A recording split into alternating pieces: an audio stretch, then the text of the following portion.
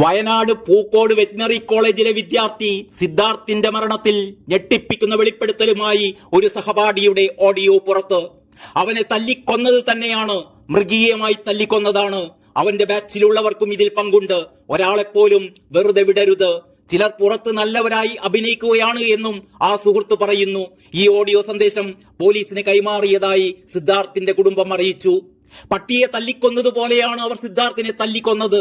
Belt കൊണ്ടാണ് തല്ലിയത്. പുറത്ത് മാന്യന്മാരായി നിൽക്കുന്നവർക്കും ഈ കൊലയിൽ പങ്കുണ്ട്. അതീവ വിഷമത്തിലാണ് ഈ സഹപാഠിയുടെ വെളിപ്പെടുത്തൽ. കഴുകന്മാരെക്കാൾ മോശക്കാരാണ് ഇതെല്ലാം ചെയ്തതെന്നും ഈ ഓഡിയോയിൽ പറയുന്നു. സിദ്ധാർത്ഥിനെ തല്ലിക്കൊന്ന് കെട്ടിത്തൂക്കി എന്ന വാദം ശരിവെക്കുന്നതാണ് ഈ പുറത്തു വന്നിരിക്കുന്ന ഓഡിയോ. നേരത്തെ ഡീനും വാക്കുകളിൽ ഒളിപ്പിച്ചു വെച്ചത് ഏതാണ്ട് ഈ യാഥാർത്ഥ്യം തന്നെയായിരുന്നു. സിദ്ധാർത്ഥിന്റെ മരണവുമായി ബന്ധപ്പെട്ട് പിടിയിലായ പ്രതികളെ ചോദ്യം ചെയ്യുന്നത് ഇപ്പോഴും തുടരുകയാണ്. പ്രതികളെ ഒറ്റക്കൊറ്റക്കിരുത്തിയും കൂട്ടായും ചോദ്യം ചെയ്യുന്നുണ്ട്.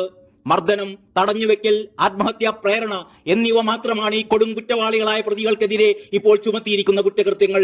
കൊലക്കുറ്റം ചുമത്തിയിട്ടില്ല ഇതുവരെ. കൊലപാതക ശ്രമം പോലുമില്ല. സിദ്ധാർത്ഥിനെ 4 വെച്ച് പ്രതികൾ മർദ്ദിച്ചതായിട്ടാണ് പോലീസ് കണ്ടെത്തിയിരുന്നത്. മർദ്ദന വിവരം പുറത്താരും അറിയിക്കാതിരിക്കാനായി സിദ്ധാർത്ഥിന്റെ ഫോൺ പ്രതികൾ പിടിച്ചു വെച്ചിരുന്നതായി പോലീസ് പറയുന്നു. 16-ാം തീയതി ഉച്ചയോടെയാണ് വീട്ടുകാർ സിദ്ധാർത്ഥിനെ ഫോണിൽ ബന്ധപ്പെടുന്നത്. പിന്നീട് പലതവണ വിളിച്ചെങ്കിലും കിട്ടിയില്ല. 17-നും ഫോൺ കിട്ടിയില്ല. സഹപാഠികളിൽ ഒരാൾ വിളിച്ചപ്പോൾ കുഴപ്പമൊന്നുമില്ല എന്നും സിദ്ധാർത്ഥൻ കിടക്കുകയാണെന്നുമായിരുന്നു മറുപടി. ഈ സമയത്തെല്ലാം സിദ്ധാർത്ഥിന്റെ ഫോൺ പ്രതികളുടെ കയ്യിലായിരുന്നു എന്നും അന്വേഷണ സംഘം കണ്ടെത്തിയിട്ടുണ്ട്.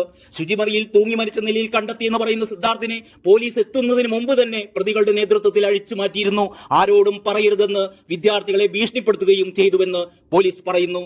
കോളേജിൽ ഒരു പെൺകുട്ടിയുടെ ബന്ധുക്കളും മർദ്ദിക്കാനെത്തി എന്ന ആരോപണവും ഇപ്പോൾ ശക്തമാണ്.